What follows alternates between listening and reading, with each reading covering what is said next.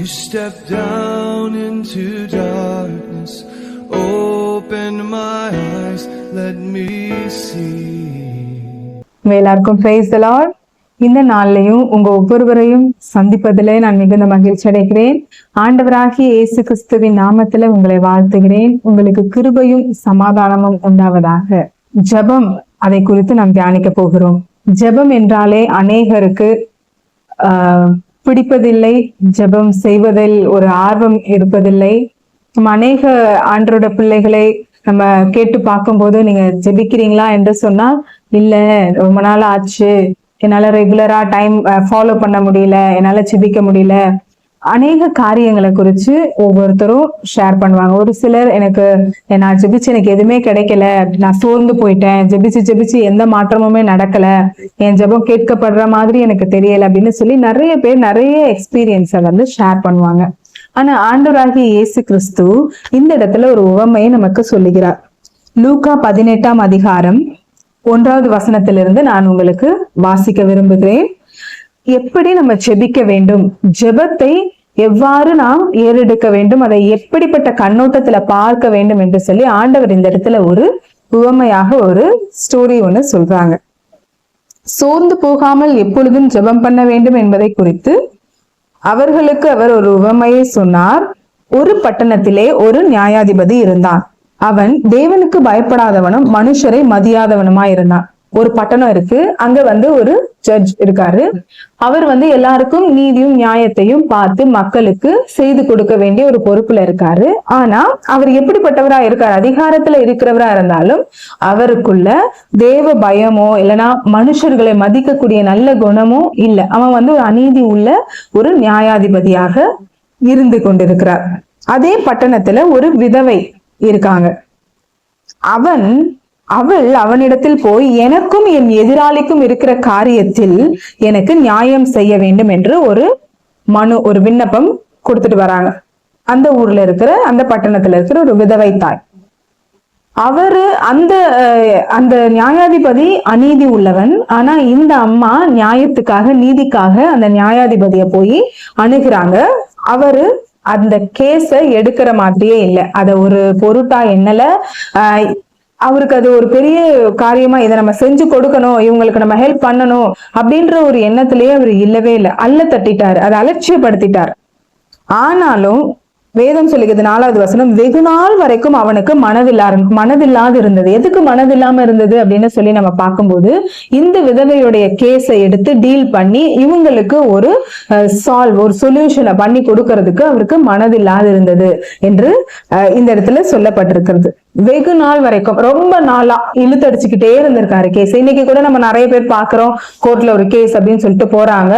அந்த கேஸ முடிச்சு விடுறதுக்கு வழி பார்க்காம அதை எவ்வளவு இழுத்து அதுல லாபம் பார்க்கலாம். அந்த பாவப்பட்ட ஜனங்கள் நியாயத்துக்காக வந்தாலும் இந்த காலத்துல இப்படிப்பட்ட காரியங்கள் நடந்து கொண்டு இருக்கிறது.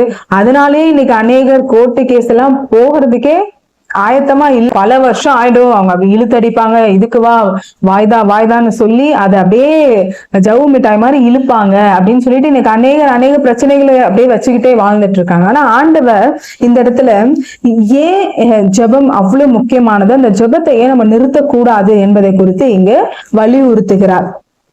வெகு நாள் வரைக்கும் அந்த ஜட்ஜ், அந்த நியாயாதிபதி நியாயமே செய்யல.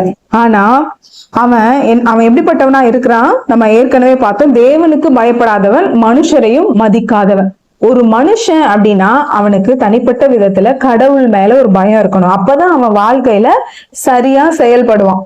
இல்லைன்னா இன்னொரு கேரக்டர் இருக்கணும். மனுஷங்களையாவது ஒரு இறக்க குணம், அவங்கள மதிச்சு அவங்களுக்கு ஹெல்ப் பண்ணணும் அப்படின்ற ஒரு கேரக்டராவது இருக்கணும். இவனுக்கு எதுவுமே இல்லை, மனித தன்மையும் இல்லை, தெய்வீக அந்த குணமும் இல்லை, ஒரு நல்ல குணமே இல்லாத ஒரு மோசமான ஒரு மனிதன் அப்படின்னு தான் இந்த இடத்துல ஆண்டவர் சொல்றார். அப்படிப்பட்டவன் 5வது வசனத்துல சொல்லப்பட்டிருக்கு, இந்த விதவை என்னை எப்பொழுதும் தொந்தரவு செய்கிறபடியினால் இவள் அடிக்கடி என்னை அலட்டாதபடி இவளுக்கு நியாயம் செய்ய வேண்டும் என்று தனக்குள்ளே சொல்லி கொண்டானா. யோசிச்சு பாருங்க, மோசமான ஒரு மனுஷன் இந்த கேஸ அவன் எடுத்து டீல் பண்ணணும்னு நினைக்கவே இல்லை. வெகு நாள் வரைக்கும் இழுத்து தள்ளுறான். அவனுக்கு ஹெல்ப் பண்ணணுன்ற ஒரு எண்ணமே இல்லை. அவன் ரொம்ப மோசமானவன். அவனுக்கு தெய்வ பயம் கிடையாது. மனிதர்களை மதிக்க வேண்டும், அவர்களுக்கு நியாயம் செய்ய வேண்டும் என்கிற ஒரு எண்ணமும் இல்லை. இப்படிப்பட்டவன் ஒரு முடிவுக்கு வர்றான்.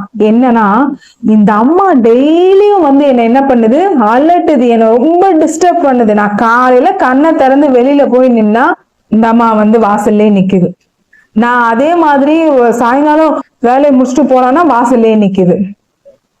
அவனுக்கு ஒவ்வொரு நாளும் இவங்களை பார்த்து பார்த்து பார்த்து அழுத்து போச்சு. போய் தூங்கலான்னு பார்த்தா திடீர்னு மறுநாள் எழுந்து ஐயோ ஒருவேளை அந்த அம்மா வந்து நிக்குமோன்னு நினைச்சிட்டு வந்தா அந்த அம்மா வந்து நிக்குது. இப்படி அந்த விதவையின் இடத்தில் இருந்த ஓயாத ஒரு செயல் போய் வாசல்ல நிக்கணும்.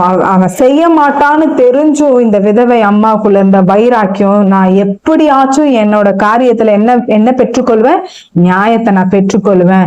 இந்த ஒரு வழிதான் இருக்கு. இவரிடத்துல போய், இந்த நியாயாதிபதி இடத்துல போய் தான் நான் நியாயம் கேட்க முடியும், வேற யார் இடத்துல நான் போய் கேட்க முடியும் என்பதை அறிந்தவளாய் நிறுத்தாம, அவன் எவ்வளவு அவமானப்படுத்திருப்பான். அப்போ எதுக்கு சும்மா வந்து என் வாசல்ல நிக்கிற, யார் இருக்கா அவன் கூட, நீ உன்னால எனக்கு என்ன லாபம் வரும், ஒண்ணும் வராது, இப்படியெல்லாம் சொல்லி எள்ளி நகையாடி இருக்கலாம், திட்டி இருக்கலாம். ஏன்னா அவன் அநீதி உள்ளவன், தேவனுக்கு பயப்படாதவன், அவன் என்ன வேணா பேசிக்கலாம். ஆனா அந்த அம்மா எதையுமே பொருட்படுத்தாம அனுதினமும் இங்க சொல்லப்பட்டிருக்கு, எப்பொழுதும் வந்து தொந்தரவு செஞ்சிருக்கா.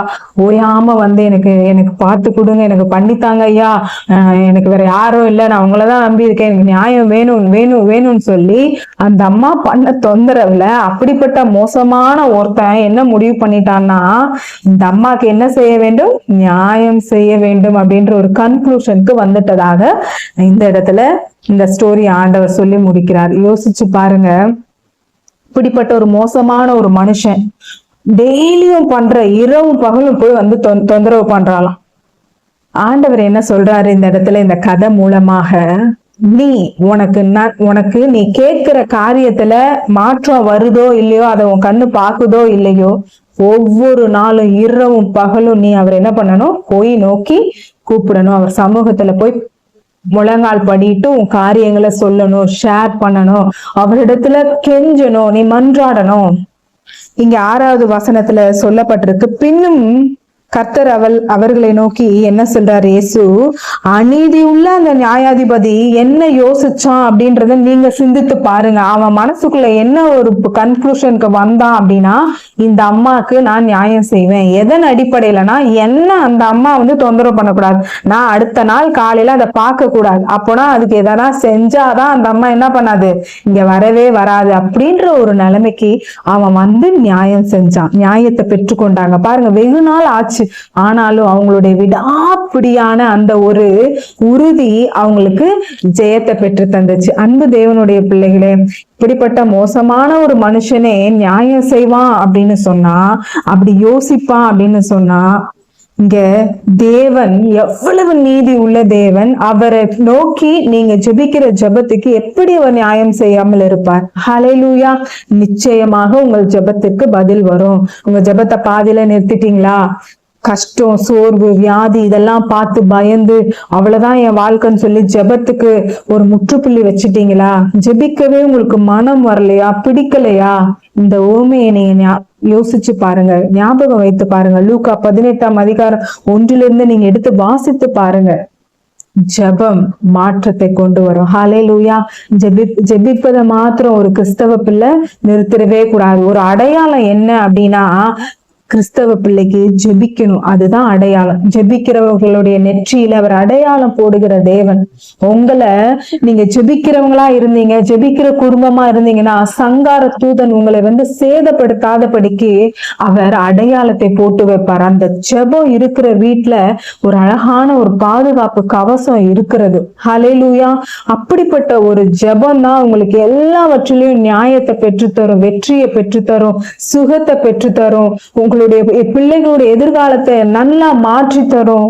ஹல்லேலூயா. இன்னும் ஏராளமான காரியங்களை செய்யக்கூடியது ஜெபம் என்பதனால சோர்ந்து போகாம எப்பொழுதும் நீங்க ஜெபிக்க வேண்டும். ஹல்லேலூயா. ஜெபத்தை நிறுத்தாதீங்க. ஒருவேளை நீங்க ஜெபத்தை நிறுத்தி இருக்கிறவங்க இதை பார்த்து கொண்டு இருப்பீர்கள் என்று சொன்னால், இயேசு இன்றைக்கு உங்களோடு கூட பேசி கொண்டிருக்கிறார். உன் ஜெபத்தை நீ சோர்ந்து போகாம பண்ணு. ஹல்லேலூயா. 7வது வசனத்துல ஆண்டவர் சொல்றாரு, அந்தபடியே தேவன் தம்மை நோக்கி இரவும் பகலும் கூப்பிடுகிறவர்கள் ஆகிய தம்மால் தெரிந்து கொள்ளப்பட்டவர்களின் விஷயத்தில் நீடிய பொறுமையுள்ளவராய் இருந்து அவர்களுக்கு நியாயம் செய்யாமல் இருப்பாரோ? அந்த அநீதி உள்ள ஒரு நீதிபதி அவளுடைய தொந்தரவு தாங்காம நீதி செய்ய முடியும்னா, ஆண்டவர் எவ்வளவு நீதி உள்ள நியாயாதிபதி. அவர் தம்மை நோக்கி கூப்பிடுகிற உங்களுடைய ஜெபத்தை அவர் கண்காணாம விட்டுருவாரா? உங்களுக்கு நியாயம் செய்யாம விட்டுருவாரா? உங்க ஜெபத்திற்கு பதில் தராம விட்டுருவாரா? நீங்க அவரால் தெரிந்து கொள்ளப்பட்ட பிள்ளைகள். ஹல்லேலூயா.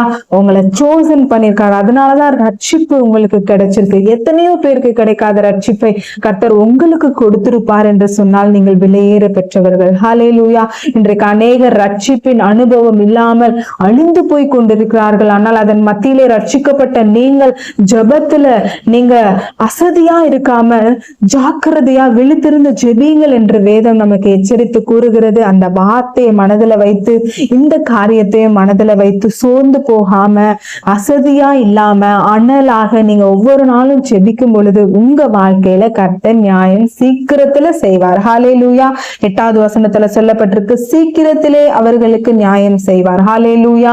சீக்கிரத்திலே இதை பார்த்து கொண்டிருக்கிற உங்களுக்கு கர்த்தர் நியாயம் செய்வார். சீக்கிரமா நீங்க ஜெபித்து கொண்டிருக்கிற காரியத்துல ஒரு வெற்றியை, ஒரு நியாயத்தை, ஒரு சுகத்தை, ஹல்லேலூயா, ஒரு நல் வாழ்க்கையை, ஒரு நம்பிக்கையை, ஒரு எதிர்காலத்தை கர்த்தர் உங்களுக்காக ஆயத்தம் பண்ணி வைத்திருக்கிறார். அவர் மேல 100க்கு 100% நம்பிக்கை வைங்க. என்ன நம்பிக்கை? என் தேவன் எனக்காக எல்லாவற்றையும் செய்து முடிப்பார். ஹல்லேலூயா. உங்களுக்கு எது தாமதமா இருக்குதோ அதெல்லாம் பத்தி நீங்க கவலையப்படாதீங்க. அவர் நீடிய பொறுமையுள்ளவராய் இருக்கிறாருன்னு நினைக்கிறீங்க. ஆனா உங்களுக்காக நியாயம் செய்வதற்காக அவர் செயல்பட்டு கொண்டிருக்கிறார். ஹல்லேலூயா.